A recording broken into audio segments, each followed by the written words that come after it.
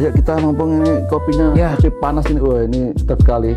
Ini kopi dengan gelas pusat wawasan warga. Rasanya beda nih Pak.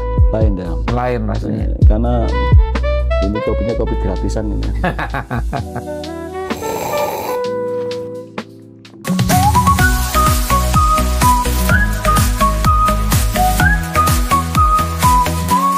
Sini Pak, kalau kita bicara kewarganegaraan kan nggak lepas dari pendidikan kewarganegaraan. Betul. Nah kita lihat kurikulum hari ini, menurut Pak Kiai nih, apakah kecenderungan kurikulum kewarganegaraan kita itu lebih mengedepankan kepatuhan kewarganegaraan atau sebenarnya membangun kesadaran kritis? Karena kan bagi saya seharusnya yang dibangun kan kesadaran kritis gitu Pak.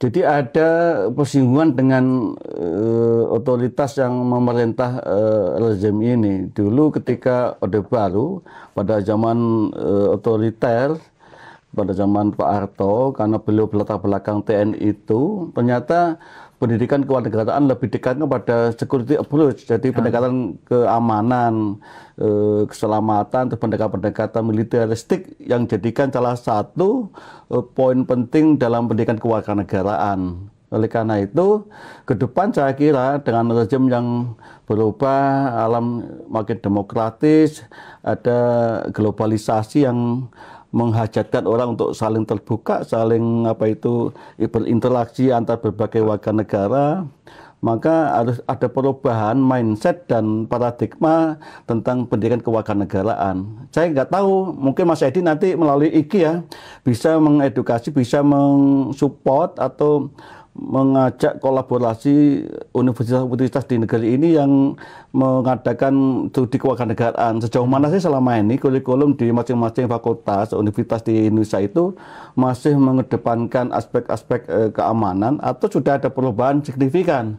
Mungkin ada perlu penelitian secara lebih lanjut menyangkut soal konten-konten dan substansi kewarganegaraan itu. Terkait digitalisasi nih Pak, kan pemanfaatan media sosial, kemudian semuanya tadi Bapak sudah sebut ini sudah mengglobal, dan warga negara itu kan tidak hanya menerima informasi dari dalam negeri, tapi mereka juga bisa membandingkan dengan luar negeri, bagaimana pajak di luar negeri, bagaimana hak dan kewajiban di luar negeri dijalankan, program-program pendidikan gratis di luar negeri seperti apa.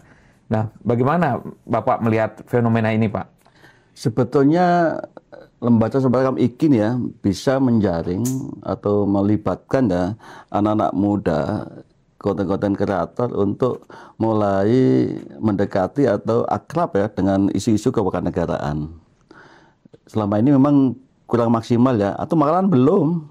Anak-anak muda, para kelompok-kelompok kreatif yang menjadikan medsos digital menjadi salah satu dunia mereka, tidak diberi asupan, tidak diajak berkolaborasi untuk menyuarakan, untuk memasifikasi ya pikiran-pikiran strategis menyangkut soal kewarganegaraan. Sehingga apa yang terjadi ketika anak-anak muda itu dibikin jarak ya dengan isu-isu kewarganegaraan, dia diberi masukan tentang kewarganegaraan dalam perspektif yang benar ya, yang sesuai dengan pembaruan dan transformasi itu, ya nggak salah kalau mereka selama ini konten-kontennya mencari inspirasi-inspirasi di luar isu-isu kewarganegaraan, mungkin isu-isu yang liar, isu-isu yang sifatnya tidak bisa dipertanggungjawabkan. Nah, saya kira semacam ini menjadi salah satu momentum untuk kita IKI atau lembaga sejenis IKI itu untuk mulai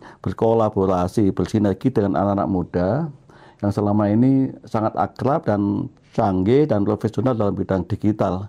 Sementara yang IKI-nya sendiri lebih kuat, lebih powerful dalam konteks penguasaan materi substansi kewarganegaraan. Nanti kolaborasi itu saya kira menjadi penting ke depannya. Iya, kan saya juga sepakat itu Pak, bahwa selama ini isu kewarganegaraan itu kan seolah-olah berkutat di isu terkait identitas hukumnya saja kan Pak. Ya. Misalnya soal naturalisasi, paling yang banyak muncul di media kan naturalisasi pemain timnas, kemudian mereka menjadi WNI dan seterusnya. Seolah-olah ketika ngomong kewarganegaraan ini, bicara kewarganegaraan, nggak jauh-jauh dari naturalisasi, kemudian paspor gitu. Padahal kita bicara juga soal partisipasi, kesadaran kewarganegaraan, dan sebagainya gitu, yang mana itu seolah-olah diabaikan oleh sebagian dari kita gitu selama ini. Dengan kata lain yang Mas Edi sampaikan itu adalah kewarganegaraan ditarik, diposisikan hanya sekedar kewarganegaraan administratif ya, Ya, betul. administrasinya, belum kepada tentang Substansinya. substansi tentang bahwa ada implikasi kewarganegaraan, partisipasi, terus saling berinteraksi dengan saling melahirkan pembelajaran yang positif dari orang yang dinaturalisasi dengan pengalaman-pengalaman di negara asing dan kewarganegaraan lamanya menjadi produktif dan manfaat untuk kepentingan kewarganegaraan yang baru itu. Yaitu saya kira edukasinya di situ seharusnya ya, tapi ya selama ini masih terbatas selesai dinaturalisasi secara administratif ya sudah, padahal banyak lagi aspek-aspek penting yang harus dikembangkan oleh orang-orang yang diberi kewarganegaraan oleh otoritas yang ada di Indonesia ini. Ayo kita mumpung ini kopinya masih panas ini, wah ini sedap sekali. Ini kopi dengan gelas Pusat Wawasan Warga. Rasanya beda nih Pak. Lain ya. Lain rasanya.